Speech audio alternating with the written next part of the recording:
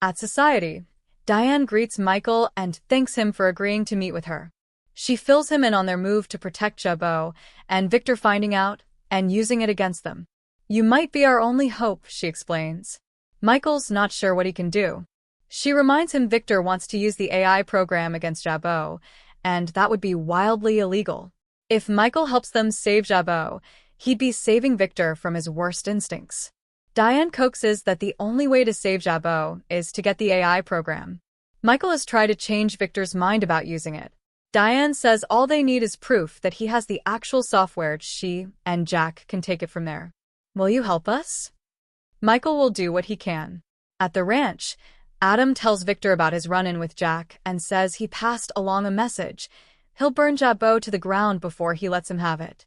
That's just where Victor wants him. Nikki walks in and demands to speak to Victor alone. Victor warns they have to catch Matt Clark before Adam leaves. He explains to Nikki that Nick has set a trap for the villain. Nikki has a different matter to discuss, his need to destroy Jack and Jabot. "You have gone too far," she declares, and during the holidays, Victor can't think of a better Christmas gift. Nikki lays into her husband for going after Jack, who saved her life that night. It has to stop. Victor claims Jack did this to himself. Nikki argues that she could see the guilt on Adam's face. Victor starts raging that she could have died that night in that hotel room. Nikki hollers at him to stop. The Abbotts could lose everything because of him. Victor doesn't give a damn. At the club, Phyllis coaxes Daniel to believe that her deal will change their lives. Daniel wonders if she's going after Jabot, which would hurt Summer. Phyllis would never do that. Daniel warns her schemes never turn out how she hopes. Daniel grills her for her plan, but she refuses to tell him. Tessa interrupts and Phyllis invites her to sit and discuss her future with Daniel as friends. Tessa sits and Phyllis asks about Mariah. Tessa admits she got news, and it's not promising. At the Overlook, Matt Clark meets with crooked cop Annie, who tells him Noah has Sienna stashed in a suite at the athletic club. The Newmans have security on her, so getting to her will be difficult.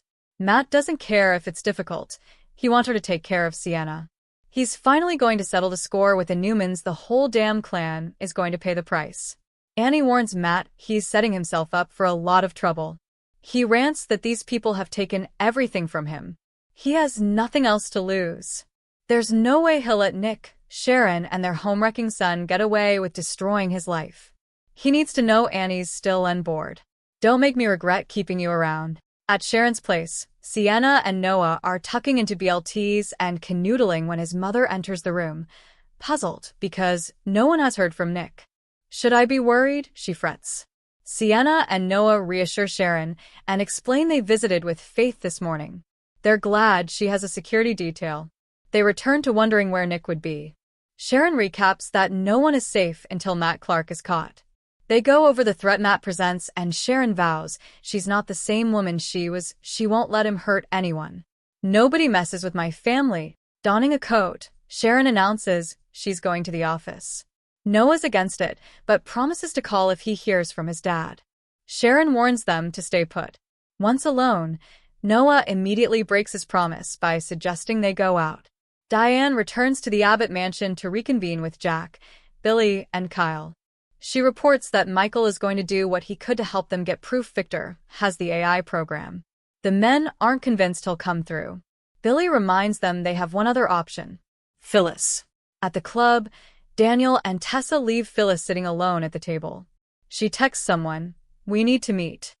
At the Abbott mansion, Billy gets Phyllis's text and shrugs into his coat. They worry about how obnoxious the redhead will be. Jack announces he's heading to the office and follows Billy out the door. Diane asks Kyle if he's heard from Claire. He hasn't. Diane worries if she constantly chooses Victor over him, it won't be much of a relationship. At Society, Michael takes a call from Victor, who wants to know about the period of time between Matt's supposed death and his resurrection. Michael asks where they stand with Jabot, and Victor says it's none of his business and disconnects. Back at the ranch, Nikki wants Victor to give her the AI program so she can see that it's destroyed. He asks if she's out of her mind. He won't give her the software, so she can play into Jack Abbott's hands. Still at the Overlook, Annie assures Matt she's on his side, but he'll have to decide if this vendetta is worth the risk. He's confident it's worth it. Annie wonders, how do you take down a guy like that? Matt says you need the right weapon and holds out a baggie of pills. At Crimson Lights, Sienna can't believe Noah ditched security. Noah's not afraid of Matt Clark. Esther appears and rushes over to hug the young Newman, but gives Sienna the cold shoulder. Noah and Sienna head to the patio, and she asks how he sees their future. Noah doesn't ever want to not be with her. Sharon returns home, having forgot her tablet, and is dismayed to find out Noah and Sienna went out. Nick arrives and explains he was out of cell phone range. He's confirmed that Matt Clark and Annie are in Genoa City. Just as she tells him Noah's gone out, Detective Burrow shows up.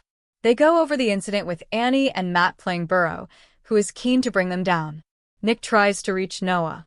At the Overlook, Noah and Sienna are cuddling on a bench when Nick calls and asks, "What are you doing?" Noah's not afraid of Matt and insists they're fine. Nick warns him not to play the hero.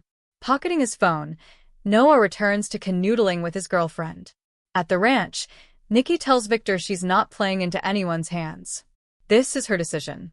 He asks, "If I don't give you what you want?"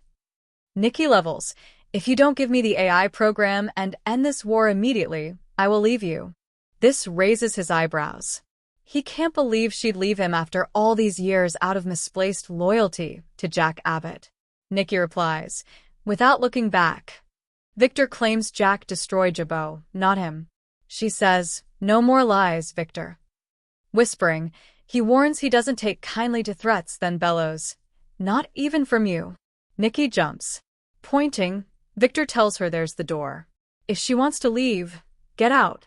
Billy meets Phyllis at the club and tells him she doesn't want money or anything for herself. He snarks, "Since when, Phyllis?"